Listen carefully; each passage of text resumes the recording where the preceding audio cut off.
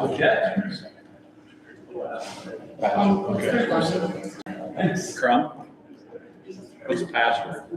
It's on top of the actual Oh, record side. There's regular groups. Oh, that's the password. No, it just goes to sleep after. Yeah. And there's like a little TNA. So do I, so Right? that happens to me. Yeah. I went to the PBR game, I was like, I don't. Oh, boy. Yeah. No, you can't do I that. can't. So late night. That was. Yeah, it makes me verify. Yeah, Mitchell's. There's no way anybody could get in. It's back.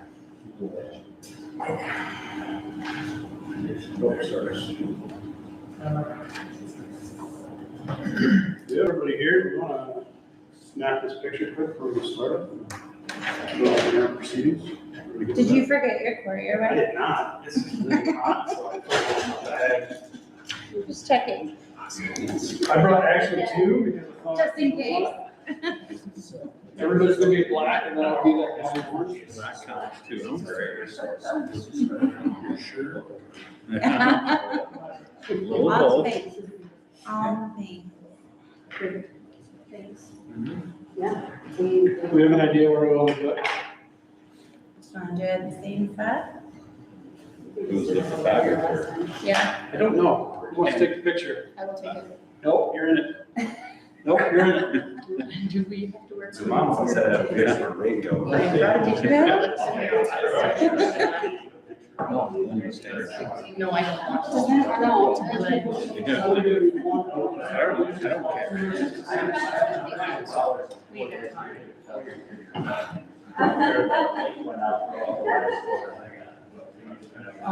Probably not. I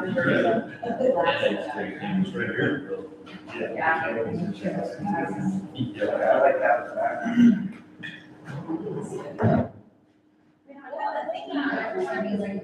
Yeah, yeah. That's how it works. Yeah, I think so. Ready to move us around. I think if, Jason, I think if you go on the other side of Katie and then, just really on the other side, yeah, come up in front, that way we're just in one line here, for one person. I think just go take one step that way, now you come in here, Jason, yep, there we go, now we're good, let's do it.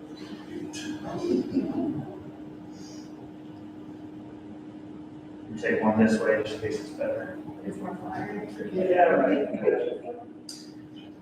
Good stuff. I think. Check that out. Sorry?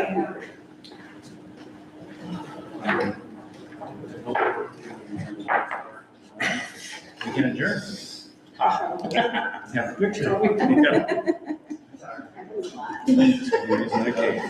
I just go. I tried not to with you. Oh, yeah. Yeah.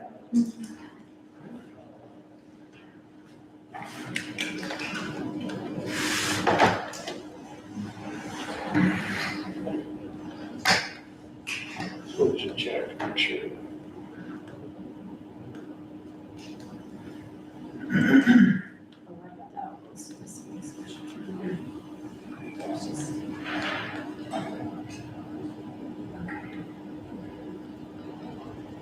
Looks good. I know everybody was concerned.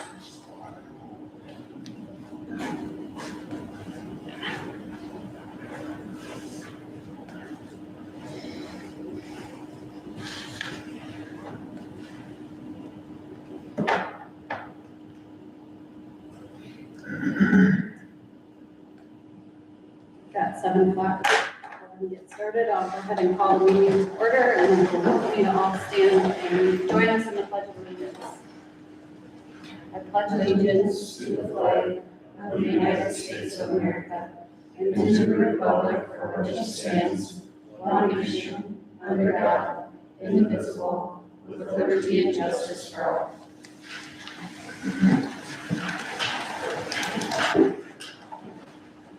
All right. I will ask for a motion for approval of minutes of the meeting held July 8th, 2026. So moved. First, Jason, second. Second, Karen. All those in favor, please say aye. Opposed, nay. Motion passes. Now, is there any persons wishing to address the school board? Seeing none, we will move on. The next item on the agenda is the approval of the agenda.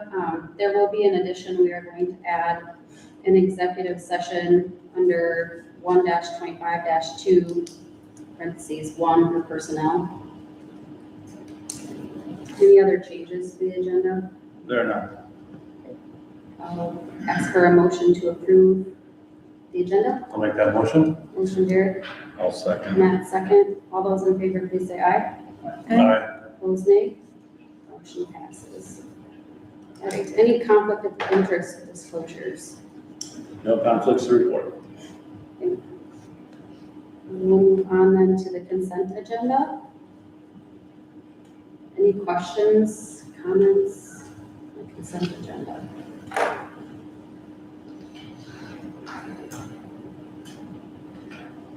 How are we doing on personnel? Are we fully ready to go? Yep. Okay, perfect. All right. That's all I've got. I'll make a motion to approve the consent agenda. First by Matt. I'll second. Second by Jason. All those in favor, please say aye. Aye. Opposed, nay. Motion passes. We will move on to item 8, new business, and the Dell Rapids Food Service presentation with Allison Eddie. Yeah.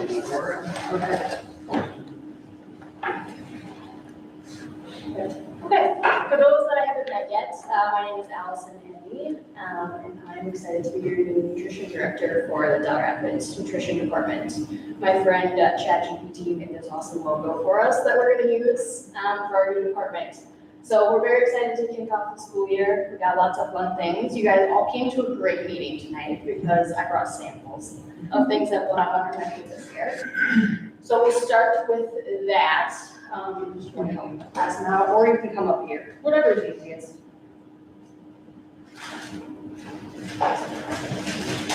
Okay, so the first thing we have is a whole grain churro bite. So don't bash it till you try it, right? Whole grain, I know it can sometimes not be super tasty. But these will actually be served at the high school and middle school. We'll do kind of a taco bar day, and this will be the grain that day along with rice for the taco bowl as well. So these come from a well-known product, brand name is Riches, which we use a lot of their products. And then they come actually just plain, and then we add the topping to it, the cinnamon sugar, so we can kind of control how much we're putting on there as well, which is kind of nice for that product. The other one that we'll try today is a strawberry parfait. So this will be served more like this, I think with the cups in time for tonight. So these will be a part of our parfait selection. We'll have 3 or 4 parfaits in our lineup, so once a week we'll have fewer parfaits. And again, this is all brand name. The yogurt is Yoplait, the strawberries are Dole, and the granola is Kellogg's. So one thing that I really like in the nutrition department is I would rather spend a little bit more on quality ingredients. Students are going to eat quality over things that we can get for a cheaper price, right? So a lot of the things that you'll see Tyson for chicken. You'll see again Yoplait for our yogurts. So a lot of those name brands that kids know and love is what you'll see in our kitchens now as well. It's really good. It's pretty good, yeah. My husband had one before I came here, and I said, "Can you tell that it's cool?" And he laughed, and he said, "No, it's actually pretty good." Yeah. That's good. Yeah.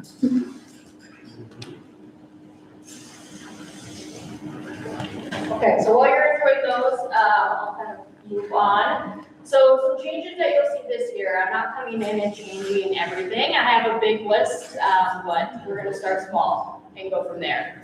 I've heard a lot of feedback from community, from staff, from students. And really, one of the biggest things is consistency across all the buildings. There was kind of a disconnect between the kitchen and the rest of the building for the district, and so I'm excited to kind of work on that consistency.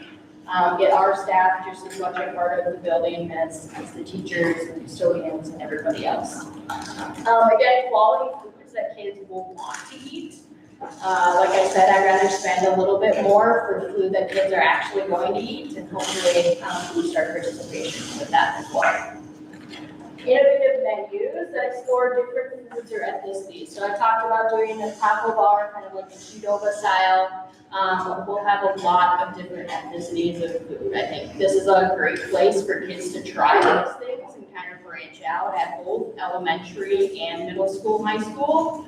I was hesitant on elementary until at my last district, the students started a petition to get orange chicken at the elementary schools. And now that's probably the biggest thing that they serve at that school district. So you'll see things like orange chicken, pot stickers. I love tacos, so tacos are on the menu a lot in different varieties.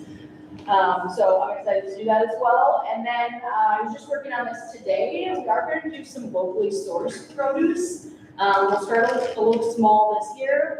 Overston Orchards is going to provide us with apples this fall, straight from their orchard. So I'm excited to kind of dig into more of the community aspect and try and get some farmers and some locally grown things as well. So you'll see a few things here. We'll have full salad bars still at every single building. You'll see that one's all green. That was like a St. Patrick's Day situation that we had. And then salad bar, and then again, quality foods. So.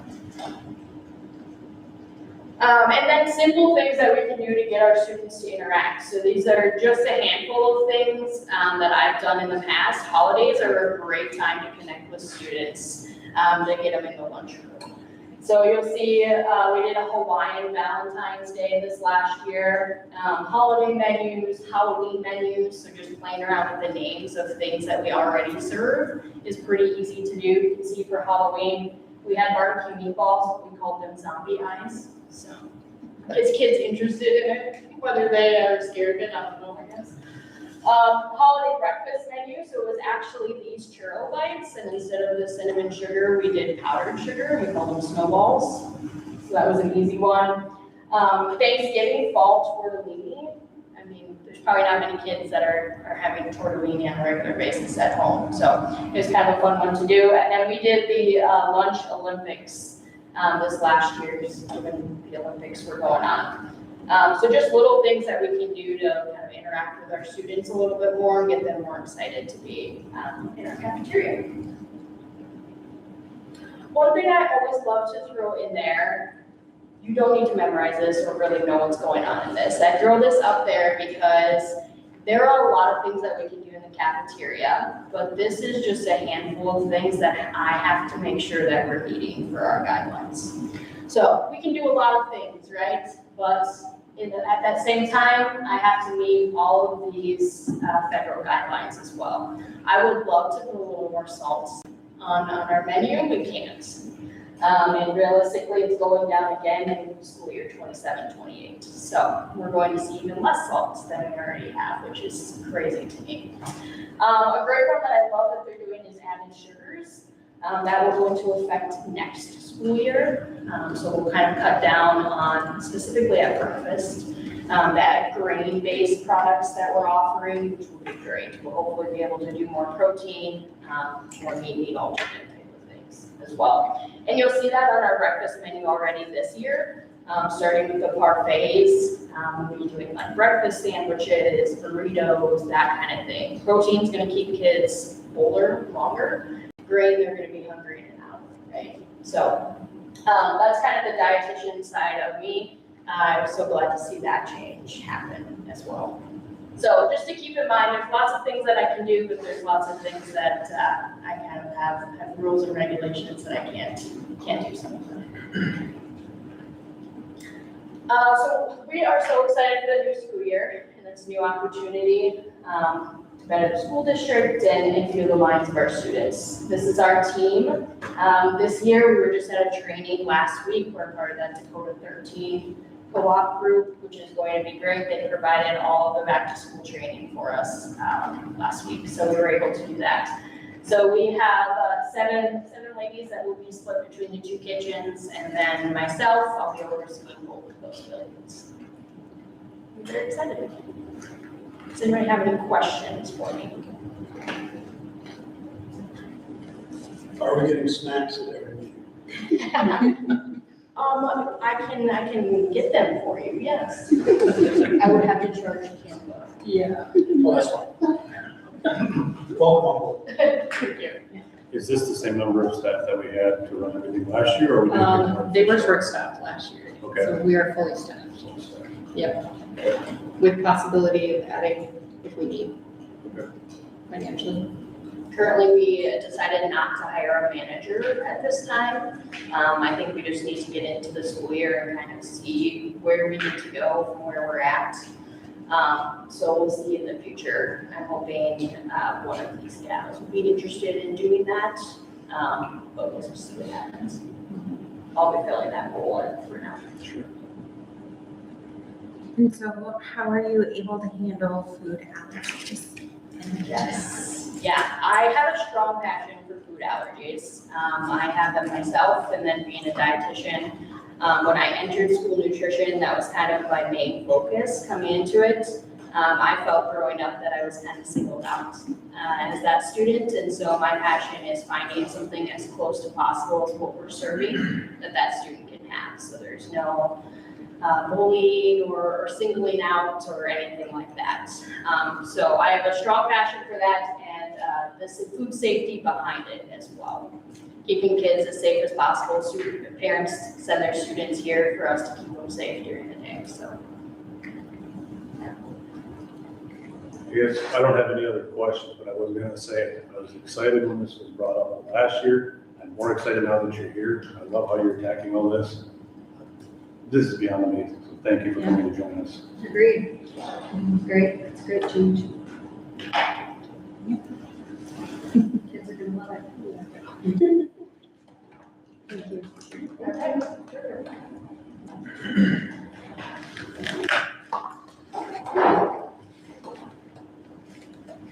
Right.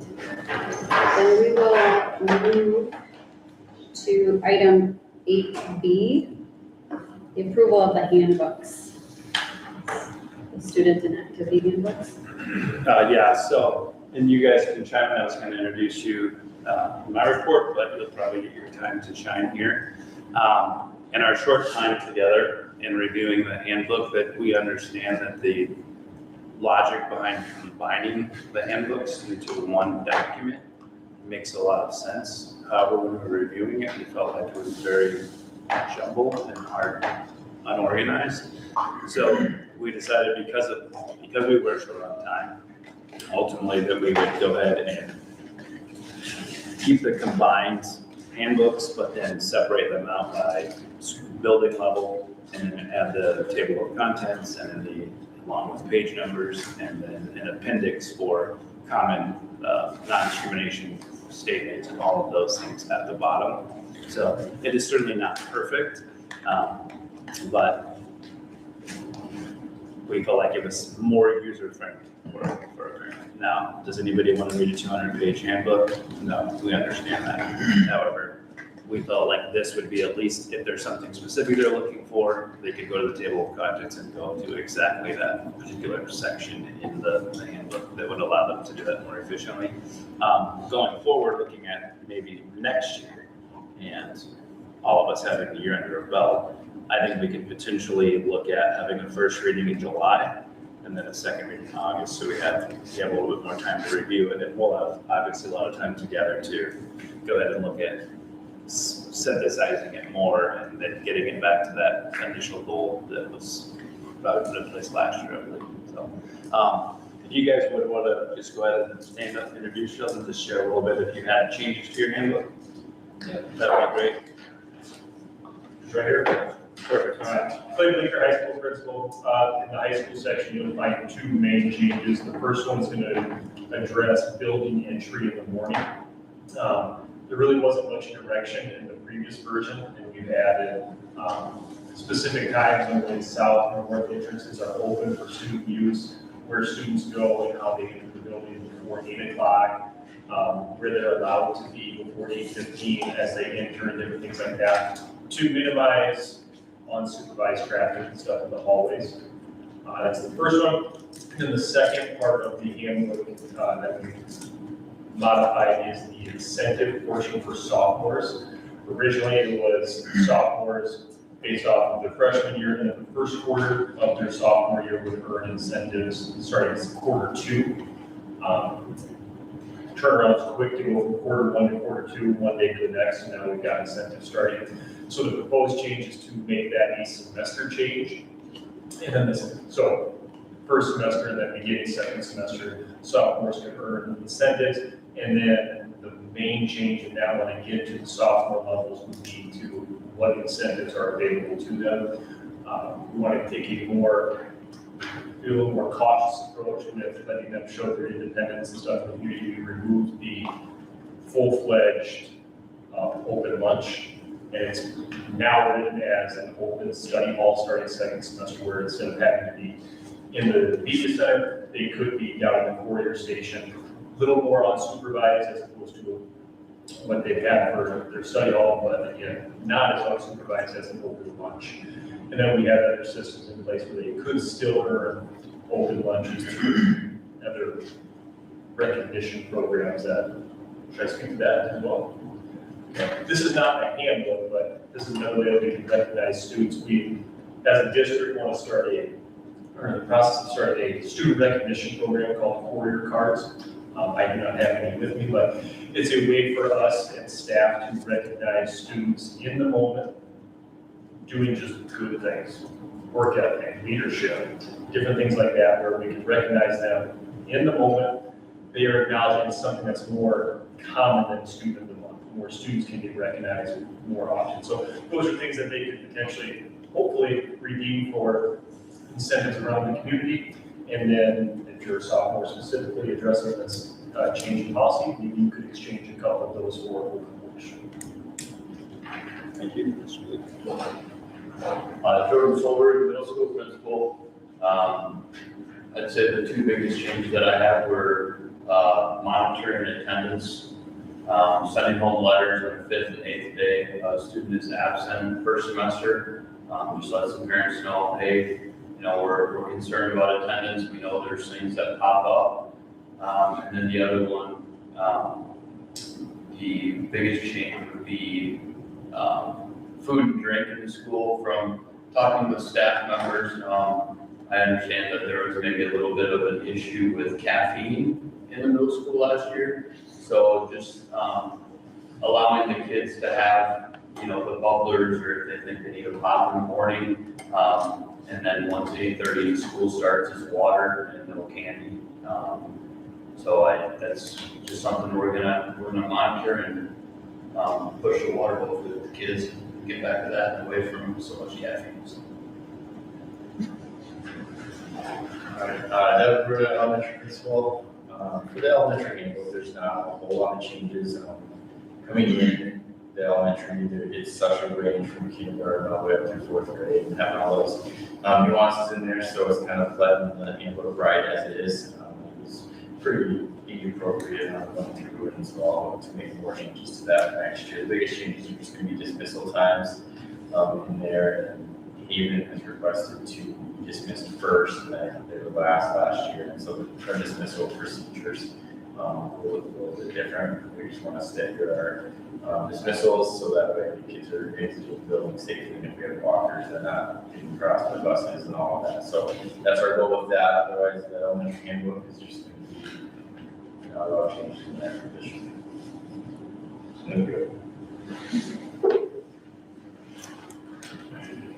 So that is the student one, and then the activity. I shared a little bit about that. So go ahead, Ty. You want to stand and introduce yourself? Everybody knows you, but go ahead and introduce yourself. And just... I'm just Ty Hogan, I'm the new activities director. The activities handbook is pretty much complete already. The one change that we did have was the chain of communication. My job as activities director is to remove obstacles for our head coaches. And with the chain of communication, right now, number 1 is player and coach, which I love. Number 2 originally was player, parent, and coach. We took that out. And number 2 is now activities director, player, and coach. I think it's very important that our students, they have those hard conversations, take care, and hold themselves accountable, and I think that'll prepare them for the future best. And also, I don't like the idea of the opportunity for a coach just to explode, or another way, I don't like the opportunity for a parent to explode on the coach. So I think it's good that I'm involved early. This is not in any way to keep parents out of the situation. They will still be relayed that information, but I think it's good that we teach our kids to have those hard conversations and hold themselves accountable early on. So that's my one. So at what point in the process does the parent get involved? Is that the Right next after step? that one, yep. The next process, or the next point in the process is activities director, player, coach, parent. Okay, Yep. so then all 4 of you are together. Yep, absolutely. Yep. But I just don't really like the idea of putting a parent and a coach in a room alone. I think it's really important that we protect our coaches and show our support. Yeah, it should help, yeah, the coaches for sure. Yeah. As long as it doesn't make your job too busy. I'll be all right.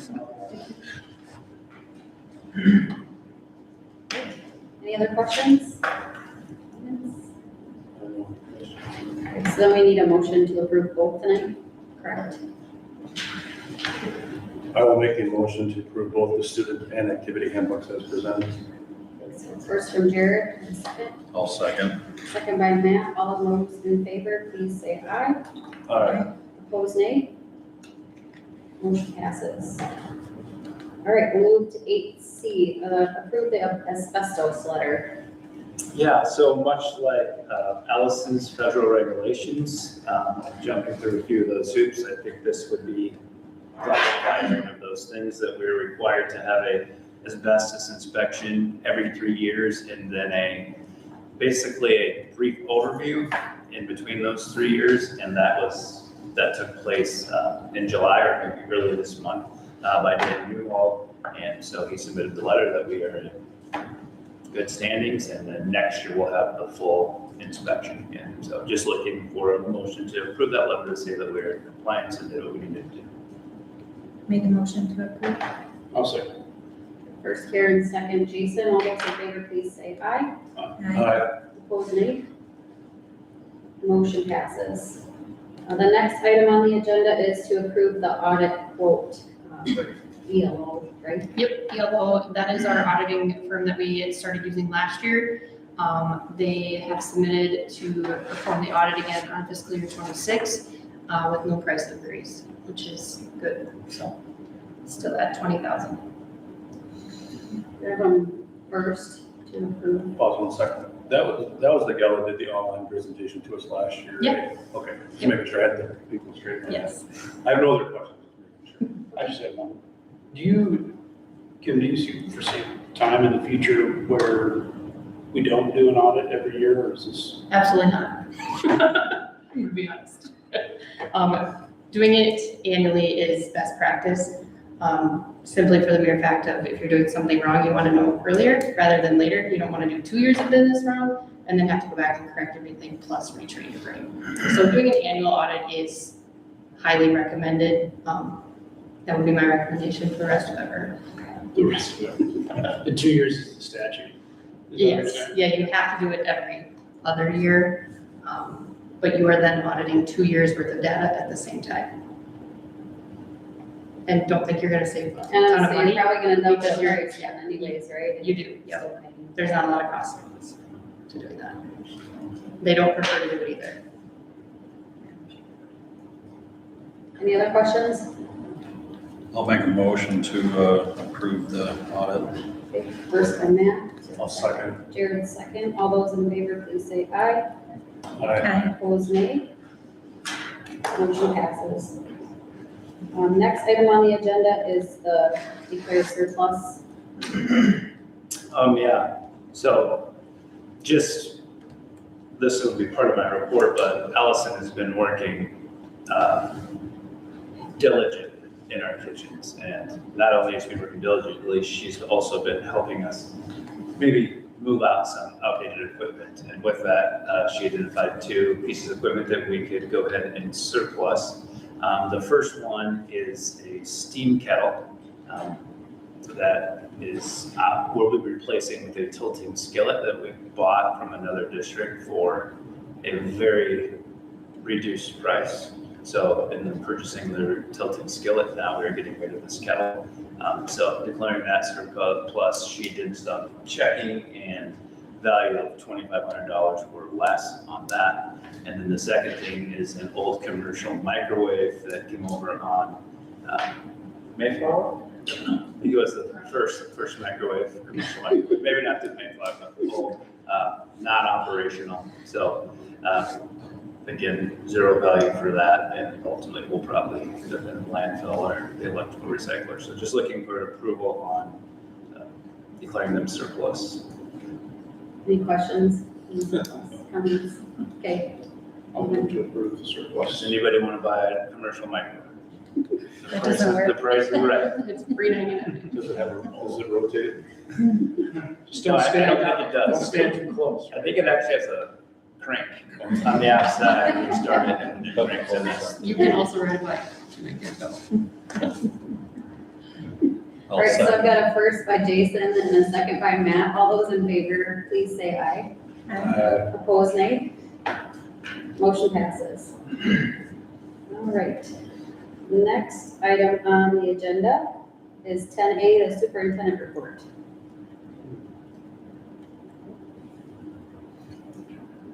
Do we have Is there an F? F?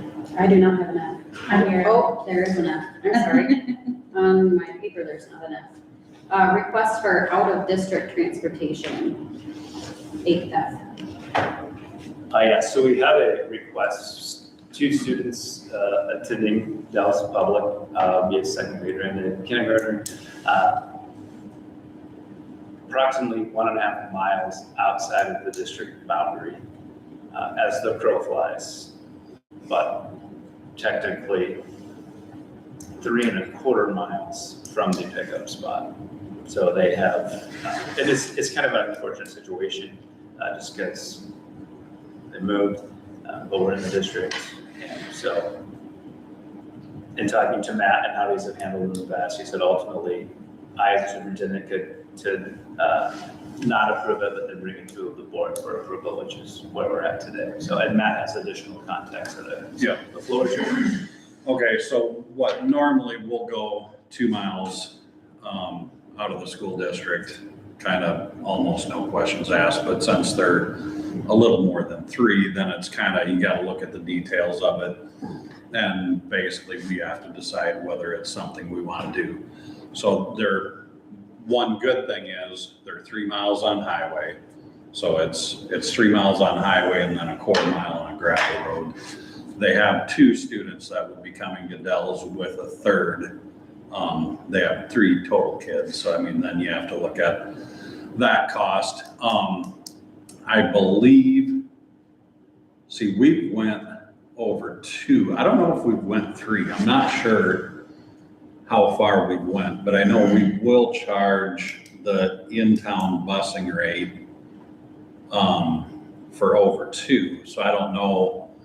I mean, do we get, since we're contracted busing now, if we wanted to extend the bus route by 3 miles, we're paying a flat contract? Yeah, you're paying a flat contract for the time Right, the driver is out there. right. So it wouldn't, You wouldn't be able to pinpoint how much specifically it Right. would cost the family yeah, if you were to go that route. right, The way our policy reads is $450 per mile right. per year. But that was figured how But many that's, years yeah, ago? I don't, well, we just increased it last year. Oh, 423 or Okay. 424, and now it's at 450. sure, And then our in-town rate is 90. No. just so you know, per kid. 90 per kid, or it's 450 per mile per family per year. What was that number, 50? 450. 450 per mile Mhm. per year. Per year. Yep, per mile per year. Yeah. Per mile per year per kid.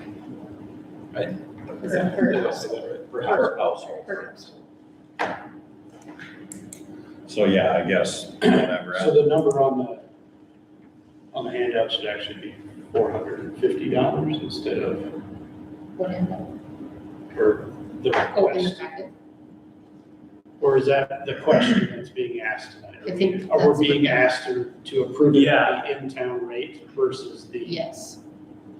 What the form says is on a case-by-basis, the school board may consider extending the bus route outside of district boundaries for the purpose of providing bus services to students who are open enrolled to the Dell Rapids School District. There are criteria that will be used in deciding whether the route should be extended out of the district includes, but is not limited to, safety, number of students regularly riding the bus, additional miles, additional time, and efficiency.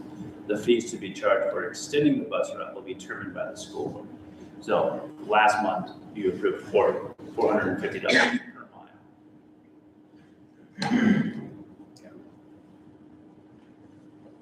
So I guess, in my opinion, the most we would go would be 675. I mean, that'd be 1.5 times, that 650. And that's a per year. Yep. Yeah, I mean, I guess that's my opinion. It's just charging for that 1.5 miles, even though it's gonna take us 3 miles to get there. I mean, I think that's kind of a fair compromise. And I mean, you can't drive that 3 miles every day. I mean, like we had talked earlier, having them go to a bus stop in Trent. You know, I mean, then they'd have to drive their kids 3 miles every day, and then you have to drive back home. So I mean, in my opinion, it's worth that to have the bus come, and then I guess at least we're defrayed a little bit for our inconvenience, because one problem is that bus that would pick them up is our longest route. I mean, that's the bus that goes clear over to Minnesota, I believe, right? As far as I know, yeah. Yeah, so I mean, you're adding time to the longest route, so, I mean, that is an issue to be. So, I mean, I don't think it's something we should take lightly, I guess is what I'm getting at. We shouldn't just say, yeah, go ahead and do it, but I mean, there is benefit to the district in gaining those additional students or retaining them, so. And by the document that was shared, what, 7-10 minutes to the overall bus route, are they having them to shift all the pickups for the kids on that route that much farther? Yeah. And you know what the earliest time is for right now? Yeah, that'd be a question for Jeff Schmidt, but I'm sure it's pretty early. I know years ago when we were talking about it, that route is the only one. Most of the bus routes in the country run forward and backwards. So every other year they change the direction where they pick up kids. That route is the only one. They drive clear to Minnesota, pick up kids and pick them up on the way back to Dell Rapids.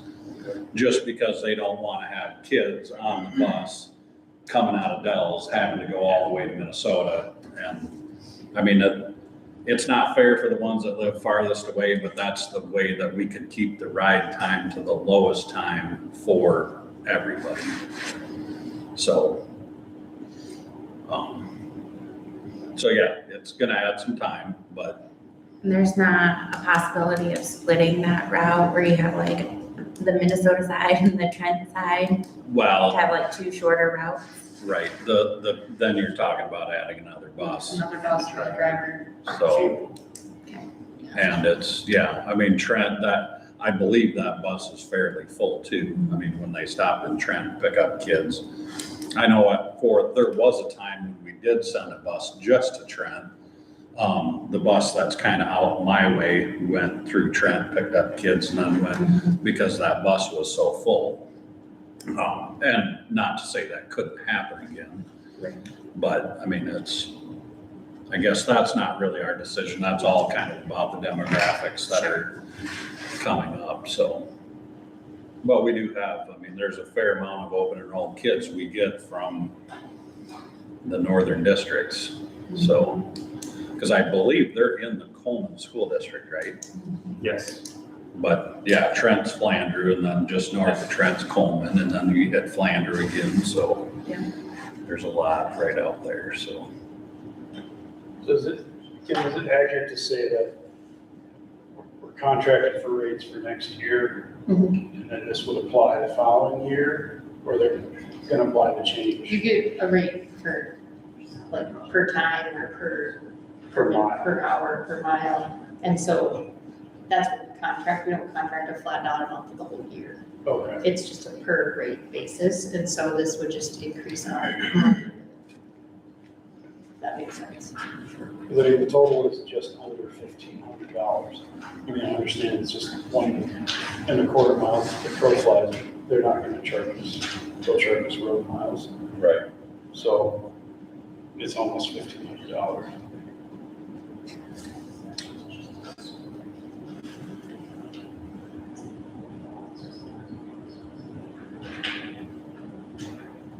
Probably taking 3 students is kind of a benefit to this. Well, 2 now. 2 now, 1. Yeah. One, yeah.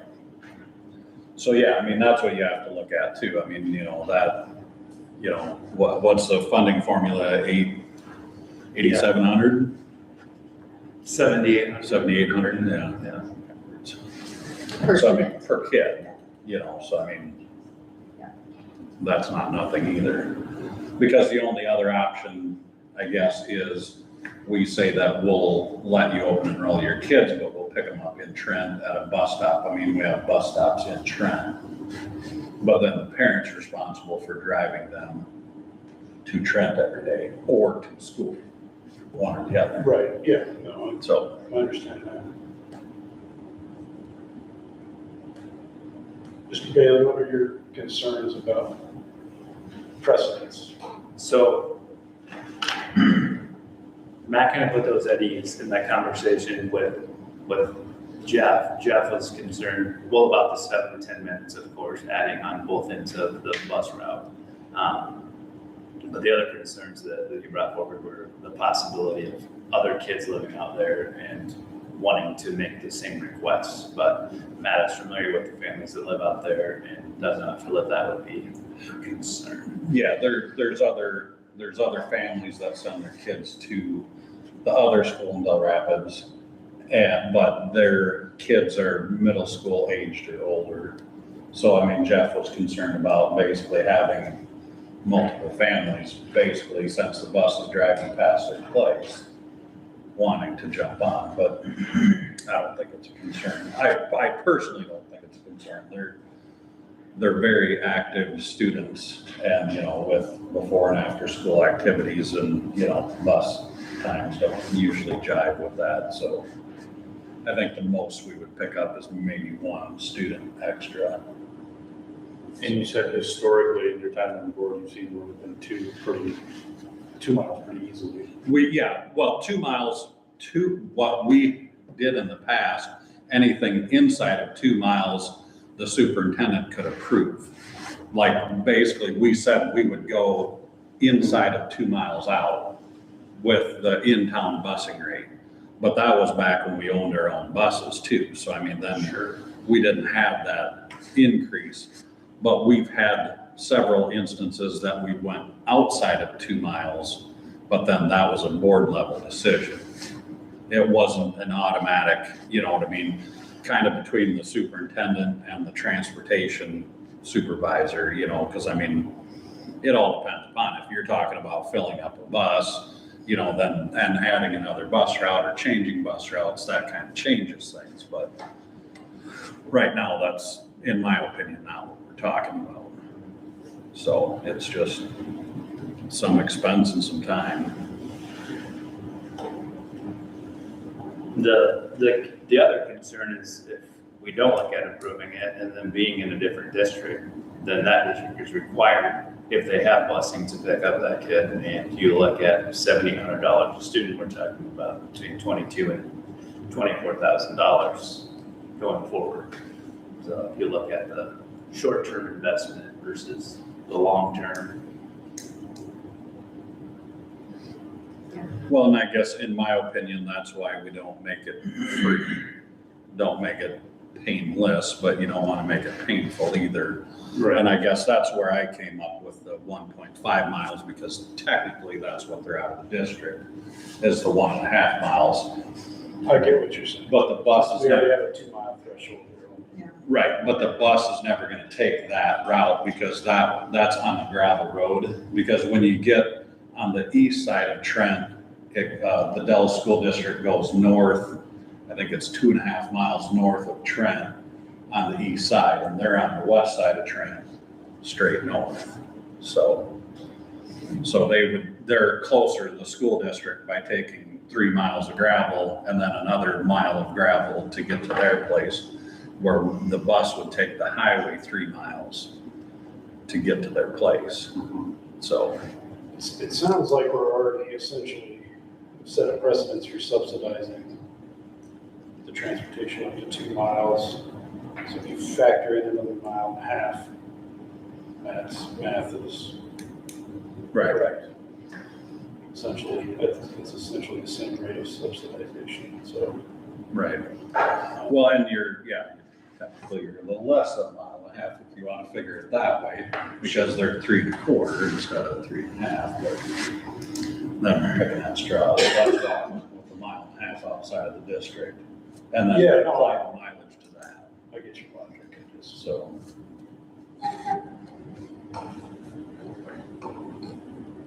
I would say the other thing too about this situation is I appreciate the way in which this was brought forward. It's very professional. It sounds like they've done the research. They're being very reasonable with the request. So all of that considered, extending a hand of opportunity, and then also looking at just being honest with the financial piece of it, I guess. I would feel comfortable making a motion at the dollar amount of $675 that Matt recommended to approve this request for district transportation. I would second that motion. Okay, so Doug first by Jared, a second by Karen. All those in favor, please say aye. Opposed, nay. Motion carries. We'll approve the request at the 675. Okay. All right, now we'll go to item 10A, the superintendent report. So I was gonna start with the introduction of the district administration. We got that out of the way. So we'll start with some good news. So I would like to thank Ashley Henderson, Mr. Bleeker, Jared Hone for their combined efforts in receiving donations for the new dual credit CNA course. The district, as a result of their efforts, the district received 2 mannequins from SDSU, 2 industry standard hospital beds from Sanford, and a $2,200 donation to cover the cost of supplies from Avera. So the district greatly appreciates your efforts and the generosity of South Dakota State University, Sanford, and Avera. So that is great, and this great partnerships to either establish or continue to establish or build on. So that was great. Also, I just want to commend our district custodial and maintenance staff for all their hard work that they do over the summer. That obviously a lot of times they're here and nobody sees that. But it's work that's happening every single day. Currently, they're putting on the finishing touches on both buildings. The schools look great. You can tell when those floors get waxed and the lights hit them, you know it's about August. So just hats off to them for all their work, because they do work hard and it looks really good. So along that same line, I would also like to thank Mr. Crum. He's the one that's reimaging all of the computers and things over the summer, him and his trusty sidekick. So thanks to him, because obviously we wouldn't have these fancy technologies sitting in front of us to make us a more efficient school board and save paper. So thanks to all you do. Also like to thank the building secretaries, because again, they're here 3 days a week in the summer and handling all of those administrative tasks and other things that kind of keep our school afloat throughout the summer, and handling registrations and open enrollment requests and all of those things. So big thanks to all of those people. Sarah, our admin assistant, the principals and admin for coming in beyond when their actual contract began. So just thanks to all of them. And I just want them to know that their efforts are not go unnoticed. So moving on, speaking of the principals, great to have them here and begin setting our priorities for the upcoming school year on Friday afternoon, because we're ultimately a new administrative team. We took a tour. We went and parked at Golden West and just introduced ourselves to all of the businesses that were open, which was fun to meet those people and just establish that, some relationships, some connections, and if they read our name in the paper or whatever it may be, they can put a face with a name. And then I just did a little handout that I gave each one of them that just said, hey, if there's ever an opportunity where you want to partner with the district or vice versa, or if you ever want to come talk to our kids about your particular vocation, like we would love to do that, because obviously they all found their niche in life when they're running a business. So just a great way to broaden our students' horizons and expand our community connection. So that was really good. Next time, if we ever do that again, we're going to put a leash on Mr. Bleeker. We lost him a couple times, but we always found him, so that was good. That was good. But it was a great day. It was a great way just to connect and have some camaraderie as we're driving around. So and thanks to them, and everybody was very welcoming. So a time well spent. In July, I attended our superintendent summer conference. It was phenomenal. Dr. Joe Sanfilippo was one of the keynote speakers. He's an author and a retired superintendent, just very inspiring. And then Damon West, I don't know if any of you have ever read the book, How to Be Like a Coffee Bean. I know Brandon did a big district-wide initiative like 5, 6, 8 years ago based on this book, but it's worth a Google or whatever platform you do an internet search on. But he has a really great story and inspirational. So we'll work on implementing some of those things throughout the year. But it was just a phenomenal conference. And then on June 30, the building principals, Mr. Krim and I, attended the Compass's AI road mapping workshop, which I told you about last month. Again, that was just a really good day as we worked through kind of the very, very preliminary steps in putting together our AI framework. And I won't read through all of them, but we've kind of established some temporary guiding principles, some district level expectations, some district level, building level, staff level, and then student level. And then just talking Compassers, Andrew Lay, they're kind of the experts for the state, or some of them. So that was just a great way to kind of get us all on the same page and thinking about how we want to tackle the battle that is AI. And then following up, we had a meeting last week with Luke Cumby, who's actually a former teacher at Sioux Falls, correct? Who now works for Groovy Education. So they do a lot of AI professional development and training that are modules that we could look at potentially implementing into the school district. And it kind of addresses all things AI, but also would lend itself very well in assisting us in creating this framework. We also have access to Sioux Falls framework based on the work they did last year, and maybe a former employee used to work there. But I think they did go ahead and share that out as a public document. So we have a really good foundation of how we can start moving forward and putting that all together. So, but also one of the things that you can see in our priorities is that obviously we want to involve the community and our students in this too.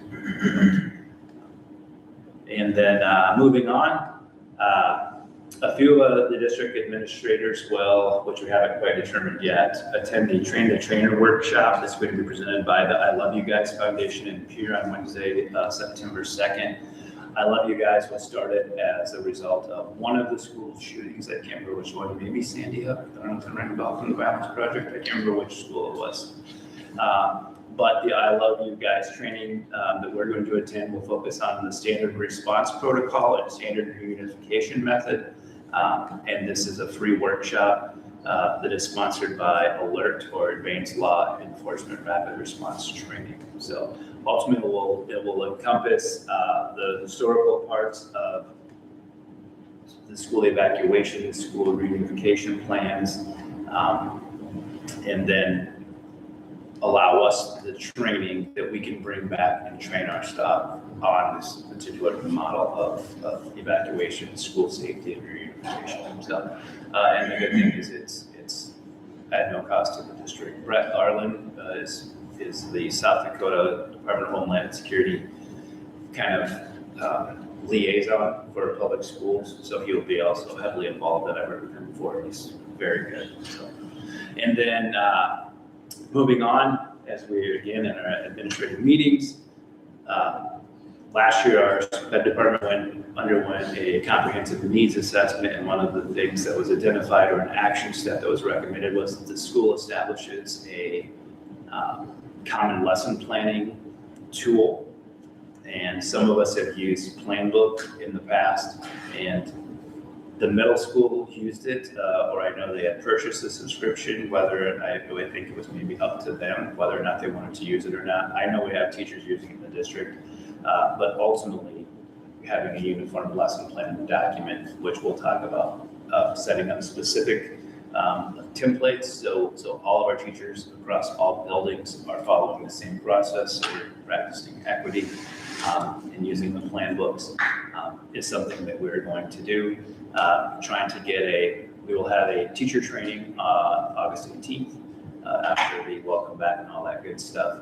And yeah, just begin implementation going forward. And that's it, really. Things are really going to get going here starting tomorrow. We have our substitute teacher meeting and training. On Wednesday, we have high school orientation, starting with the seniors at 9 o'clock. Then next week, we'll have new staff in service and training on the 17th. All staff comes back. And then on the 17th, don't forget, mark your calendars, that's our all staff and family 26-27 kickoff, serving dirty sodas. And if you don't know what that is, you're not hip or cool like teenagers, but they're all the craze, so we thought maybe that would get them there. And we're gonna try and do some fun get to know you activities with the new administrators and stuff. So that's still kind of in the works. And the 18th, the teachers are here, get all that, procedural stuff out of the way, hopefully, mostly on Tuesday, and then give the teachers a lot of time to work on Wednesday. And then Thursday, it's ready or not. We have 985 kids come through our doors, so can't wait to get excited. And then the last thing, if you have the app, which you all should have the app, because that's in the strategic plan, we are starting a new initiative where it was kind of similar to Portrait of a Graduate, but I think we kind of got away from that. But we're just going to try and celebrate the success of our alumni. So we sent out a message today congratulating two former Dell Rapids, or two graduates who attended their white coat ceremony and are now starting med school at USD. So we're just going to try and we've advertised and we ask people to please share the good news, because that's how we tell our story, right? Just getting it out there. So that is a long report, but any questions? I would say no questions, just kudos to, that's a lot of stuff. Yeah, thanks. I appreciate that. Not only you were tackling that, but the whole group is tackling it. That kind of goes back into food service thing at the top of this. There's a lot going on here. That's awesome. Yeah, they're great. I'm very excited. This is an awesome team. So should be a great year. We're excited to see all the great things you guys are gonna do this year. So.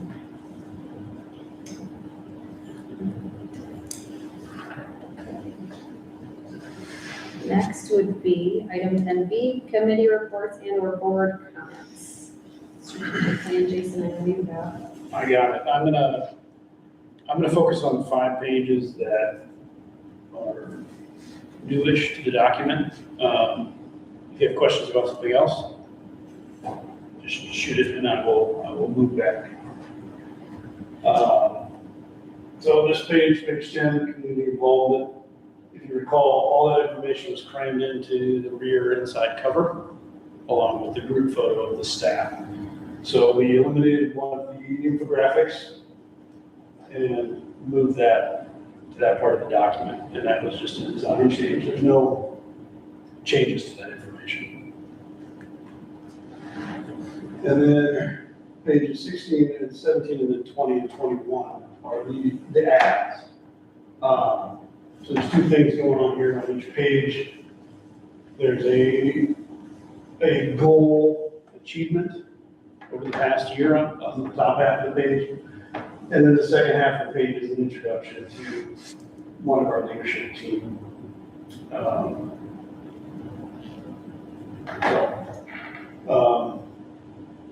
Under achievements, we have kind of three kind of big things from the last year in each goal category. And then for simplicity's sake, we kind of moved the continuing action steps and future considerations into a bullet format on this page. If you recall, previously it was kind of crammed into the bottom 15% of the goal page, so I just cleaned it up. If you look up here now, just brought the design down. It's a little bit more readable. There are no major changes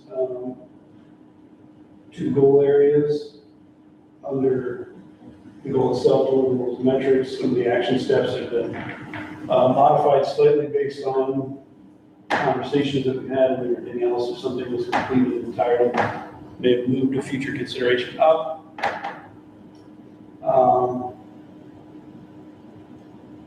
So yeah, questions?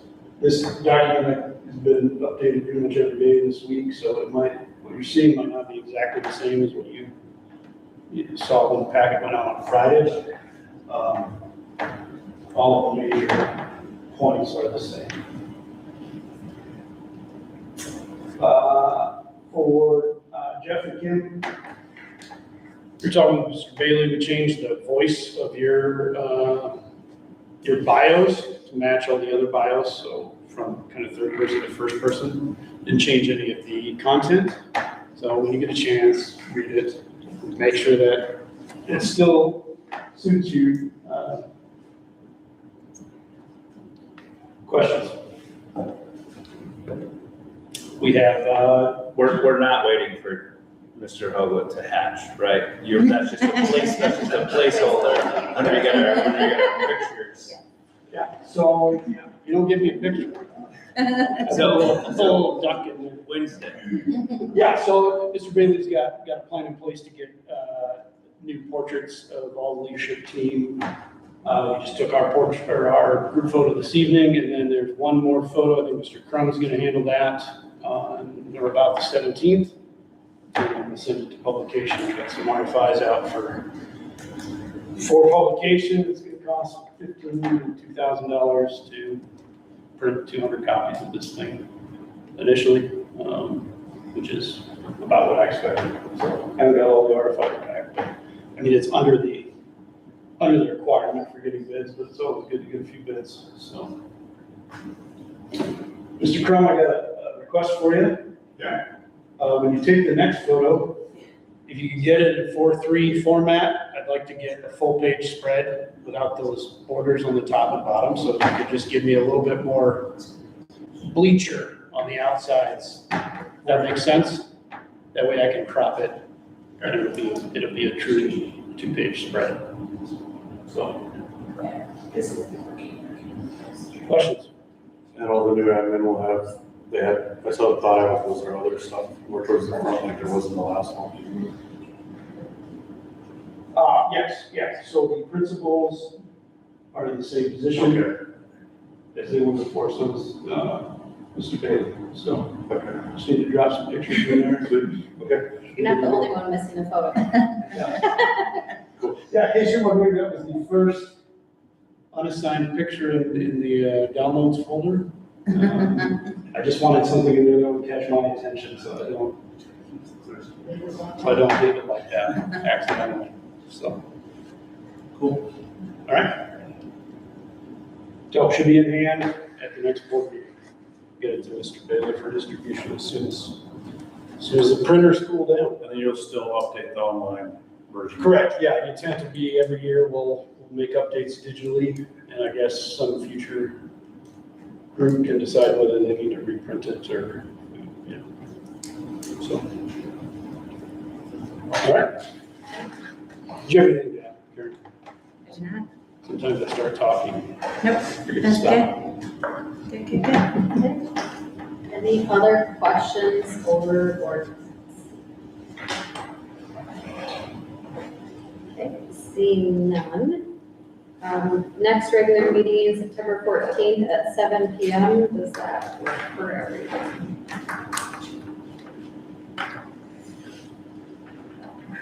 That's for me. Depends upon if we're done shopping by then. I thought you said shopping. Shopping I was corn like, silage. What are we shopping for? Well, do some of that too. There is a conflict on the 14th that is coordination. Okay, It's always coordination. that's why I was just looking on the app. See what else might fall. What time is it at 7? It's usually this one. Yeah. So the possibility of moving it up or two different. Yeah, would it work for everybody to move it up if we did like 5 o'clock? Is there usually also a football game on that? So I feel like it's usually like, Yeah, not on coronation. I don't know. Right. probably- Junior high, middle school. Junior, yeah, there'd be junior. It's freshman football. Yeah, Right. JV, there's a JV football game. Cause I feel like we're always rushing back from Canton for the choirs to sing at coronation.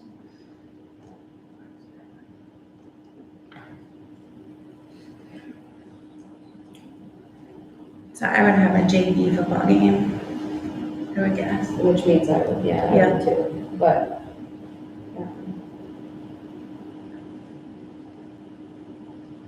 Usually it's, I think they play freshmen first and then JV.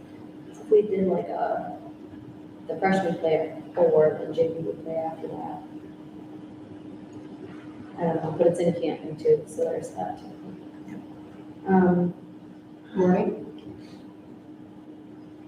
Morning, Morning, Like early morning. like 6:30? You got my vote. it would have to be 6, cause I have to be leaving at 7. I could do that. Do that.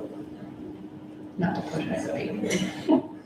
It'll either work or it won't for me, so Yeah. whatever. It'll be too wet to chat. Oh, yeah, that day, it'll rain. I know that's a big change, but everybody's okay with that? I'm always for the morning Everybody meetings. good with that? over 6 AM? Yeah. Okay. All right, so let's plan then for the next regular meeting, September 14th at 6 AM. We should be ready to roll. In the new board meeting. And then the meeting room. Okay, so we'll plan for that unless we hear otherwise. Okay. Cool. Which is just this next door over, correct? Yeah, right across from our office. The office. Yeah. Okay. All right, so I believe that is everything. So if there's nothing further, then we'll call do I have to call us out or into executive session? Motion to go in. A motion to go in? Okay, so I would entertain a motion to go into executive session. I'll move that we go into executive session for South Dakota Codified Law 1-25-2, Section 1. We've got a first from Matt, do we have a second? Second. Second, Jared. All those in favor, please say aye. Aye. Opposed, nay.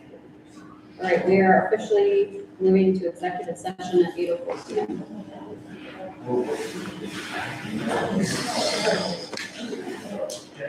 Thank you, guys. Finish my yogurt. Appreciate it.